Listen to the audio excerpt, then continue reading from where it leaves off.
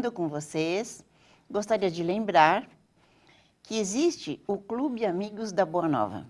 Este clube ajuda a que todos os programas aqui da televisão, incluindo este, possam chegar até você. Gostaria de participar? Ligue 0800 12 18 38. Paulo, falamos sobre educação. Isso. Estávamos mostrando que, inclusive, a psicologia moderna, um tipo de psicologia, que é o behaviorismo, está apoiando uma educação na base do condicionamento. Aproximando o comportamento humano do comportamento animal.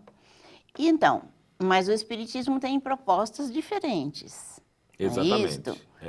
Na época que surgiu o espiritismo, estava surgindo um questionamento na sociedade propondo que, diferente do que estava ocorrendo com o materialismo, que já vinha se estabelecendo desde a Revolução Francesa na universidade, nós falamos do que ocorreu no século passado. Sim. Mas houve um primeiro momento do materialismo tentando se impor como condição social logo após a Revolução Francesa. Quer dizer, começo de 1800, por aí. Isso, e alguém que queira pesquisar o assunto, existem pensadores como Cabane, né, como Volney, né, são pensadores, nessa época pós-revolução Destutt de Tracy, né, são pensadores franceses posteriores à Revolução Francesa que tinham o propósito, o objetivo claro de instituir o materialismo como sendo o fundamento da sociedade.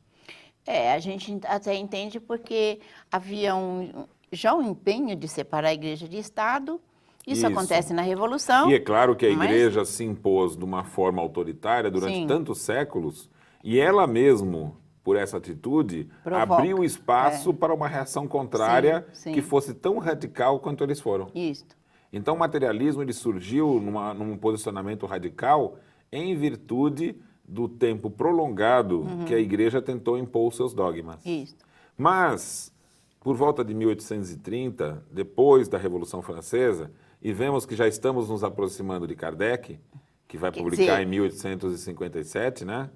Ele ainda não era Kardec, mas o professor Hipólito já está ativo, não é isso? Época. Ele já é um professor, né? Ele era professor, diretor de escola. Então, nós estamos ali no pré-surgimento do espiritismo, muito próximo, 2, 3 décadas. Nesse momento, professores da Sorbonne, da Universidade Francesa, eles perceberam que aquele materialismo ia levar a uma sociedade fundamentada no egoísmo.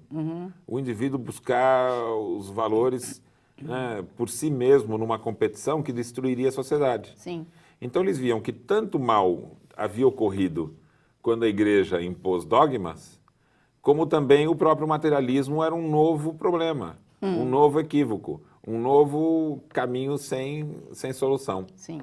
E esses professores, então, estudaram o espiritualismo de uma forma racional. E nesse estudo, eles perceberam o seguinte, olha que interessante, Cristina, a moral não estaria fundamentada na imposição do castigo e da recompensa. Sim. Mas estaria fundamentado justamente na liberdade. E a liberdade seria um bem inalienável, o instrumento pelo qual o indivíduo se desenvolve tanto do ponto de vista intelectual quanto moral. E isso fica fundamentado, então, num conceito que nós podemos chamar de autonomia. Sim. E a autonomia, ela existe do ponto de vista moral e intelectual. E é muito interessante isso, porque eu entendo que o espiritismo, ele apoia esse tipo de ideia.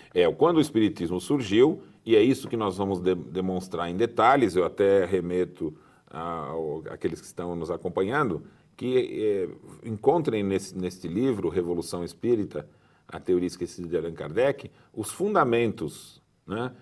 O desenvolvimento tanto histórico quanto das ideias, que vão demonstrar o fato de que os ensinamentos dos espíritos, nas obras de Kardec, vieram em apoio às ideias de autonomia intelectual e moral que estavam vigentes, surgiam ali como ideias de grande futuro no tempo de Kardec. Porque ele também, inserido no próprio sistema de educação, a gente sabe do pensamento dele, ele não era espírita, né? Mas ele está trabalhando dentro de uma forma diferente.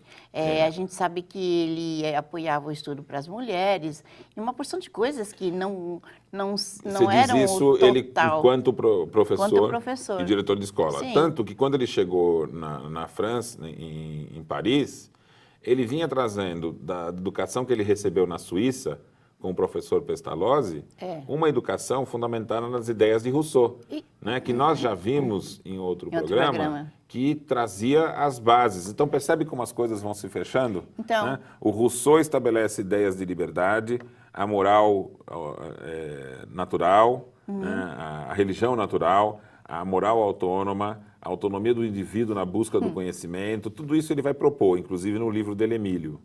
Essas ideias vão tomar o Pestalozzi, que é um pensador suíço, né, e vai revolucionar a cabeça dele. E ele vai ver, na prática, ele vai propor a execução dessas ideias de Rousseau. Sim. E o professor Rivail, ele vai ser aluno do Pestalozzi.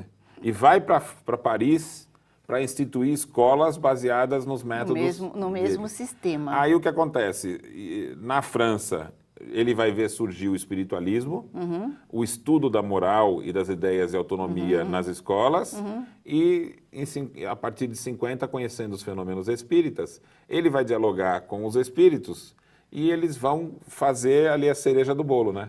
Eles vão dizer, olha, aqui no mundo espiritual, a lei que prevalece é a lei da liberdade. Então, a moral pela liberdade, a educação pela autonomia, a educação que liberta, é a que vai conduzir ao futuro da humanidade, que é se tornar um planeta feliz. Uma maravilha de ideias. Não é? Agora a gente vai fazer um intervalinho e daqui a pouco a gente estará de volta. Ao comprar livros, DVDs e CDs na loja virtual Mundo Maior, você patrocina a divulgação espírita do maior complexo de comunicação espírita do mundo. Compre através do nosso e-commerce. Invista em um planeta de regeneração.